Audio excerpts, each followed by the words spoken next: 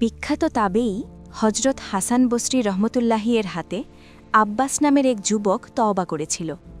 কিন্তু সে ছিল দুর্বল চিত্তের। সে তওবা করত, আবার গুনাহে লিপ্ত হতো। এভাবে সে ৭০ বারের অধিক তওবা করেছে এবং প্রতিবারই তা ভঙ্গ করেছে।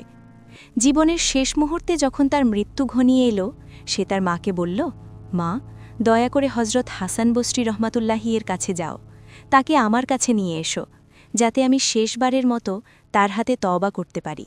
হয়তো আল্লাহ আমাকে মাফ করবেন। বৃদ্ধা মা হজরত হাসান বসরি রহমতুল্লাহি এর কাছে গেলেন এবং সালাম দিয়ে বললেন, আমি আব্বাসের মা, আমার ছেলে মুমূর্ষু অবস্থায় আছে, সে আপনার হাতে তওবা নবায়ন করতে চায়।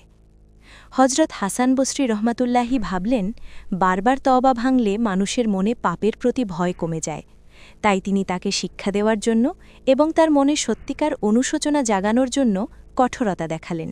তিনি বললেন, যাও, এমন লোকের আমার কোনো প্রয়োজন নেই যে বারবার তওবা করে আরটা ভাঙে। মা কাঁদতে কাঁদতে ফিরে এসে ছেলেকে জানালেন, বাবা, তোমার খারাপ কাজের কারণে শায়েখ আসতে রাজি হননি। এ কথা শুনে আব্বাস আল্লাহর কাছে ফরিয়াদ করল, হে আমার ইলাহ, হে আমার মাওলা, শায়েখ হজরত হাসান বসরি রহমতুল্লাহি আমাকে তাড়িয়ে দিয়েছেন, কিন্তু তুমি আমাকে তাড়িয়ে দিও না, তুমি আমার আশা ভেঙো না।